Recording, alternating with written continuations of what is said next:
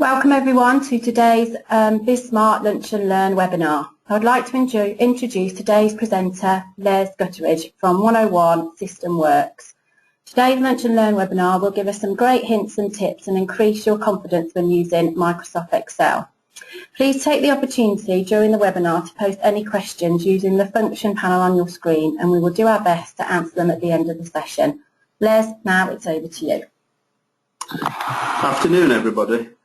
I would like to say that it's great to do this because I'm really passionate about Microsoft Excel and how well you can use that application in business. It might be a bit of a whirlwind tour, but it'd be interesting to see what sort of questions you've got too, so keep them coming please. So welcome, and this is what I do. I do canny consulting, sizzling systems and dazzling database in my when I'm not doing this sort of thing, and my strap line is less is more, because there's a lot more to me than meets the eye. Today we're going to talk about easy spreadsheet management, building formulas with confidence, managing lists of data, and lots of people say to me, what are pivot tables? So I'll give you a quick run through of that, and it does mean that there's lots to get your teeth into, and you can go away and practice that sort of thing or find out more. So here we go. I've divided what we're doing into 4 sessions, and session 1 we're briefly going to see these sort of things, speeding up your work. What can you do to cell formatting that's not obvious, and being confident with navigation. So here we go.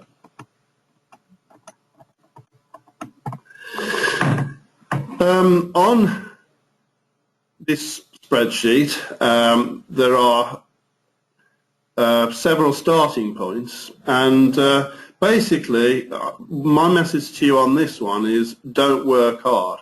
For example, if you need to type loads of days of the week, then literally if you type the first one and pull it down like in the normal way, there is a special mini database in the background called a custom list, and the system looks for the beginning point in that custom list and then runs that list on.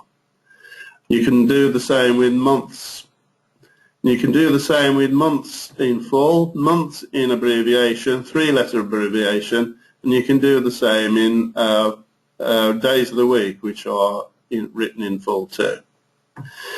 The calendar, when you pull down on that, don't work hard. We don't want to be able to have to type loads and loads of dates if they're consecutive. Basically just pull them down like this, and the dates will carry on. It knows all of the rules of the calendar, and I started this deliberately in February so that you can see that in February 2001 there were only 28 days. But if I start the thing in, I'm just going to rub these out. If when I start the date in 2000 instead, which was a leap year, and run those down, then you can see we've got the 29th of February that year. So I'm just proving a point really. Some things, you might have come across those things before, but that was just a nice start and perhaps in familiar territory. This one though, if you're wanting to write dates which are like the beginnings of the week, then give Excel a clue by typing in the first two, 20th today, look, and the 27th next Monday. I'm getting on the fill handle and pulling those down, and look, the system knows that you're actually jumping every 7 days, so you're getting the beginning of every week for that duration. This is interesting. Pulling down with that handle need not just start on one cell. If you've got a pattern, you can actually use that as a starting point and pull down on that. And if I go quite a few pulls, starting with the 1 week, we've ended up with week 2, week 3, and so on, down to week 5. And obviously, if you keep on pulling with impunity, then you'll be able to get the pattern repeated over several weeks. Finally, with this side of things, use the right hand button on the mouse to pull down, because if you do that, which I'm doing now, you get an intervention from the system, and you can actually get it, look, to fill in days of the week, rather than weekdays, rather than just full days. So if I look at what I've ended up with, starting today, that's this week, this is next week, no Saturdays in evidence at all, so you can actually do a quick job with that. Moving on. Formatting, conditional formatting. Did you know that you can make life easy for yourself and make things stand out? I'm just selecting that column of figures before I go on and look for conditional formatting up the top. If what I'm after here is just, I've taken for the sake of argument, maybe I want to see everything which is more than or equal to 80,000 in this column, and just to give a bit of praise to these people possibly, and also to show items which are less than 30,000, just to give them a bit of a telling off possibly. You can do that through conditional formatting. So here's how to do it. Haven't got time really to slow it down very much, so here goes. Click that. I usually go for set a new rule. The one that is most often done is this one. So you're setting formatting into cells that only contain certain attributes. So what I want is for the cells to be greater than or equal to 80,000. I want those to be a green background. So I'm just typing the figure in there. I'm clicking this button to set up the format. This is the fill-in side of things. I'm going to go for green with that one. Click OK. Click OK again. And all the numbers in that column which are in this range are now coloured in. And if you actually change another one or get another one in the right range, then, which I'm just turning that one into 90,000, then that one becomes becomes green too. Same idea for setting up the red background rather. So highlight the target area, go to conditional formatting, start a new rule, format the cells that contain cell values less than 30,000. Click the button to set up the formatting that you want. We want them to be filled with red background. Here we go. Click OK. Does a good job. These are the goodies and these are the baddies. Bit more with cells here. You can actually set up and stop people from typing in bad values for you. This column here of figures is set up so that you're only going to be allowed to type in between 7 and 25. So if I click on, you can see that there are some there that are breaking the rules. I'll show you a bit more about that in a minute, but I'm just typing 3 there, and it's come up with a message to tell me I should have been careful and I should have kept to within that range, 7 to 25. Get the chance to retry it. I'm going to put something that passes the test in now, and it's quite happy to let me get on. So how do you do that? Answer, you highlight the target area. It's something to do with your data. On here is the data validation tab. Clicking that down. I'm clicking that to get the chance to see what I've set up. So the settings are what sort of information are you allowing in those columns, in those cells. Decimals I'm allowing between a minimum of 7 and a maximum of 25. This little message over here comes because you've set up an input message, and if you break the rules, then you can get an error alert by typing something into here. The whole idea is to stop people putting in bad data. On that same aspect, you can have drop-down figures. So this column, I'm just allowing it to put in north, central, south, offshore. And what I'd like to do on this column is put in the relevant list so that I'm sticking to a set number of categories rather than get people to put any old thing in. And also it does ensure that people's typing and spelling is correct. So how do we get on? So data validation, click it there, over to settings.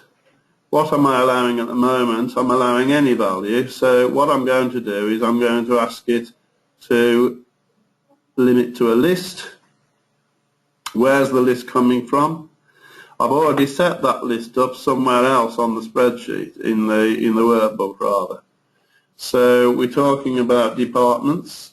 So I'm highlighting that. I'm clicking OK. I'm not going to bother with the messages for the sake of time, but because I've explained it on the other example. So I'm clicking OK, and now I've got the chance of dropping down the 4 different departments, and it does a nice job. Now, if you haven't come across that before, it's a great thing to set up in your databases. I'm moving on now to the second session, and this is all about formulas. One thing that appeared just then was the fact that you can use a name. For example, if you want to use a single cell to feed the any formula with perhaps the VAT rate, then not only can you refer to the cell in the normal way with the F3 address that's in there, but you can also refer to it with a name.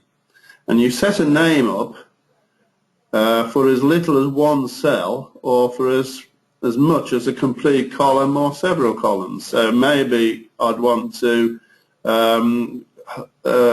call that column net income, something like that. One thing you can't do with a name is you can't use spaces. So what I'm going to do with when I name this one up is I'm going to type it up without a name. So where do you type it? You go to here. This is called the name box. It also gives you the address of where you are. Just click there. Don't bother rubbing it out. Just overtype it. And I'm just going to call it VAT rate. You press enter for it to become resident inside the spreadsheet. It's not resident all the time. It only works in the in the spreadsheet, the workbook that you're on at the moment. So in this column, I want to work out what the VAT is on this net amount over here. So I'm going to start a formula with equals. I'm going to pick up that. A percentage is a multiplication, so I'm putting in the asterisk, which is the computer's way of saying multiply please. And in order to get that name into the formula, you press F3, or function F3, as you have to on a laptop sometimes. So what did I call it? I called it VAT rate. Here it is. I'm clicking OK. Look, it becomes part of the formula. So it's going to work out E6, and it's going to fetch the 20% from the cell above. So here we go. I'm pressing enter to find out what the answer is. So that makes about sense. A fifth of 85,000 is 17,000. If in the future they change the VAT rate to 22.5%, and notice I'm actually typing a percent sign as well. It's great because, it's gone to 23% because it's actually, I'm going to go over here. If you didn't know about this, you can increase the number of decimal places that you see by clicking this button. So if I press a few times, you can, and this one reduces the number of decimal places. If you didn't know that, there's another one. When you want to run that formula down, maybe you're in the habit of pulling down, but don't, because if you double click it down, it'll go down as if by magic. So there's another little tip for you. Double click down formulas and it'll go to the bottom. It will stop there because that's how far down the next door column goes to. So if you want to go further, then yes, you've got to pull it a bit further down. And it's already set up a 0 result, so let's put a few figures in. Yeah, it's working because it's giving me the 22.5% this time of the 65,000. So back to here, typing 20% back, and they all react. I'm now going to tell you something that is worth just coming on for, just for this little tip. I need to show you a keyboard. Oh, I've gone in the wrong thing. I beg your pardon. I've forgotten it was in. Adobe Reader. This key here, which is next door to the 1 key on the keyboard, is actually called the back apostrophe key. The keyboard shortcut I'm going to tell you is holding the control down and tapping the back apostrophe key. What it does is this. I'm doing it now. It takes you from normal results view, and it's on and off. The same keystroke is on and off. It takes you from normal results view to what I call formula view. It's great for checking whether you've been accurate and whether the formulas have indeed run on properly. So if you're looking for errors, or if you suspect there's an error in your spreadsheet, use control and back apostrophe, and it'll give you the chance to inspect the data so that you can put things right if necessary. As I say, I think that's golden nugget number 1. If you didn't know it, I can't tell you how useful I found it. I just want to tell you that about using your common sense with maths, really. Some people say, oh, I can't do maths and I can't use a spreadsheet. And actually, if you do have common sense, then maybe you'll be okay. Starting a formula in Excel, you start with equals. And what I want to do is multiply this one and this one together. So basically, you pick up that one, you put the multiply sign in between, and then you pick up the other one with a click. 40 times 6.65 is £26 apparently. Run that down with a double click. I'm doing the same formula here. It's common sense, but you do need to know it starts with equals, it's a multiply, you click that, you multiply, you pick this one up, because I wanted to know what the total selling price was. Pressing enter, going back to it, double clicking down. Basic formulas should not start equals sum. I come across lots of people starting their formulas with equals sum. That's a hang-on from in the old days when people used to use as easy as 1, 2, 3 and Lotus 1, 2, 3.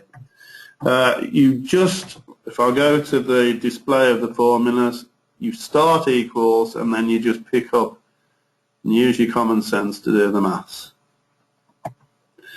Did you know you can do date arithmetic? If you press equals and you pick that date up and you want to see what 60 days later is because you want to do a follow-up date, or you want to see when your warranty's up or something like that, you can just add on that number of days, look, and it will give you the date. 60 days after the 1st of February that year is the 2nd of April. By the way, that's my wedding anniversary, so please send me a card in the future. If you double click that down, this time we've got 90 days on top of that and 30 days on top of that one. So date arithmetic, you can do takeaways, you can find the difference between two dates. If I do that, I'm going to do it here, equals this, take away that. It will probably first appear as a date. You have to turn it into a number. And I'm going to pick up the number format from there. Do you know about the format painter?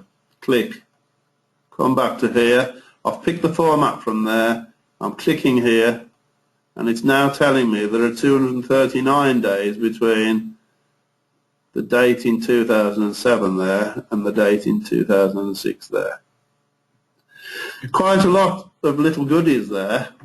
The fact that you can do a takeaway between two dates. Remember the answers in days. You do need to make it say a day sometimes. If you can't remember what I've done there, or you haven't got a whole number available to pick the presentation up, then there is a button up here that will actually put it onto comma style, but that usually gives you 2 decimal places. Remember, you can reduce the number of places by using these buttons. Hope that's okay. Functions. I've done a bit of work in advance here. I'm just going to do control and apostrophe to show you the formulas. They speak for themselves really, these two anyway. Max, it actually finds the greatest figure in a column of figures. So if I go back to the real display, 300 was the greatest number in that. Yeah, that's great for finding out who earned the most in a particular month, perhaps. Sometimes people ask me, just how many formulas are there? How many functions are there? And the answer is there's over 400 in Excel. And if you think that's a tall order to remember, the answer is yes it is, and I don't remember them all. By habit I only use about 10 to 20 functions in out of the full range of 400. All I know is how to get the help from the system in order to fill those out. So what I'm going to do is I'm going to show you, just in case you don't know, I'm just going to show you how to do a function. So I've emptied those in preparation. I'm clicking back and I'm going to click this button here. That will insert the function for me. And here is a bit of a dashboard, and what you do here is you don't rub out anything, you just overtype. And what you put in that point is English, a sentence. How do you find the biggest? Because you might not know that that function was called max. So you type something in plain English and you say go, and usually it comes up with something you then start to recognize. So I'm going to go for that, and I'm going to double click, and you get on to stage 2. You usually have to intervene here because Excel picks up the wrong range. So I'm going to leave that there. I'm not going to touch it. I'm going to go over here. I'm going to span with my mouse, finger down on my mouse. I'm spanning that range of figures. You don't need to fill in this one unless you want to include that lot as well. So that would be a second range, and you would get a third range, and so on and so on. But that's enough what I've done so far. It's telling me the biggest number. It gives you the answer. It's telling me the biggest number is 300 already. It's telling me the source numbers over here, and you can even get help on the function down here on as a link, and it'll go into the help system. So, hope that's okay. Using the function, any function, you may want to use one that you're not familiar with. Remember, you go in, type something in English that you think is associated with it. Like, if I type join, it'll come up with a strange name, which is concatenate. And what that does is it joins text together, as you can see. So use English in that box, click go, choose the one you recognize, or there's only one there, so that must be the one, and go forwards with an OK. I'm just going to back off there.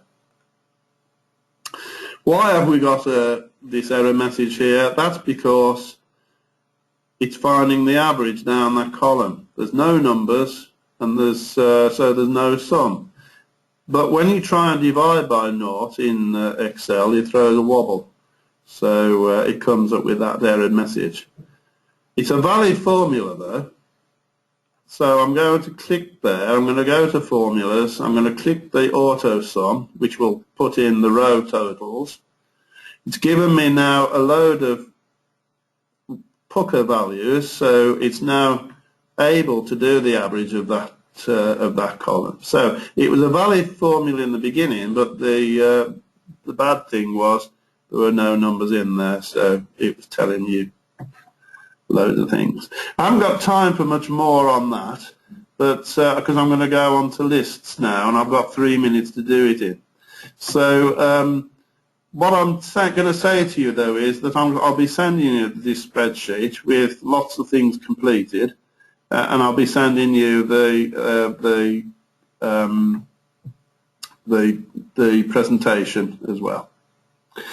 Just want to go on to pivot tables because I promised one of the people listening that I would. And what is a pivot table? Answer: what we've got here is a large list of 94 people with their results and things. And sometimes you might want to look at that data in another way. So maybe you want to start a you might call a tally chart, so that you see how many people are in such and such division as opposed to how many people are in the department. How do you start a pivot table? Here we go. Click anywhere in there. Go to Insert. Insert a pivot table by clicking that button. Go for this. The first question is, have you got the range correct? And the answer usually is right, but you might have to intervene and span over the target area at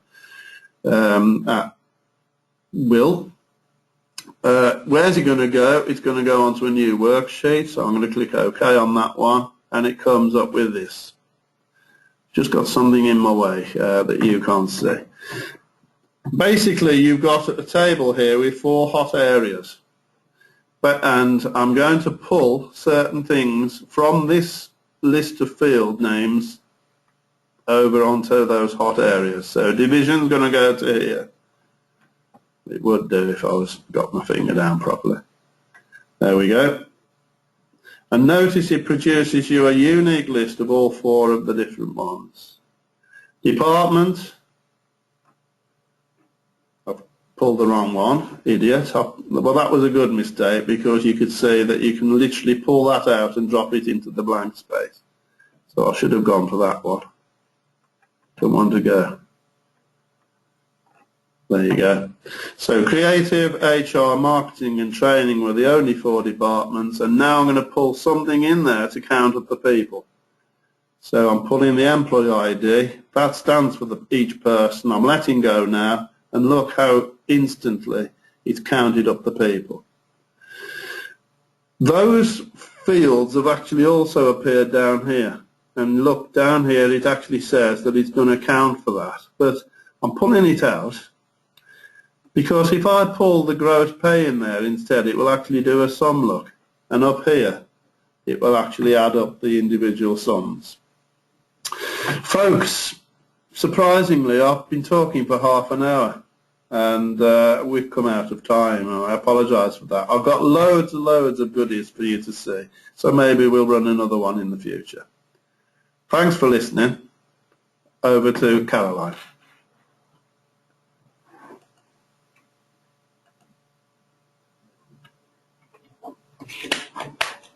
Thank you so much, Les. That was a great session. I've certainly learned a great deal. We were leaving this session open for a few minutes to see if anyone's got any questions.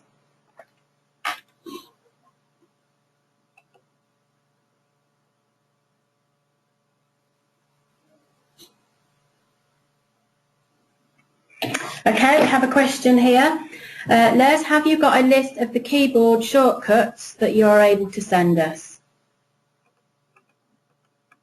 Yeah, I can quite easily send you a list of those, and it'll come alongside with the presentation notes.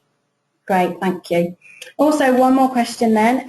Can you connect more than one of these sheets together using the formulas that you've set?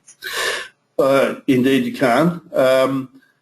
The secret with that is to have all of the files open when you create the formula, and it's just literally starting off with equals, picking up the first number from one spreadsheet, and then going down to the taskbar, holding the mouse over the Excel icon and looking at the second sheet that you're going to use, click into the second sheet and then pick up the second value with a bit of maths in between, obviously. So equals the first number perhaps plus the second number, and you can go on. You can divide by a third number as well in a third sheet if you want to. That's called 3D maths. It's quite easy. It sounds horrendous, but in practice it's easy. Perfect. Thank you, Les. As Les said earlier, we'll be sending a copy of the presentation to everybody that's attended today, and also on there will be contact details for Les if you'd like to speak to him direct for any further information. I could just let you know that our next webinar will be on Monday the 24th of November, and the presenter will be Jane Holmes from the Worcester Council, and she will be talking about the proof of concept grant that's available at the moment. If you'd like any more information on that, then please drop me an email. Thank you very much everybody for attending, and we'll close the session now.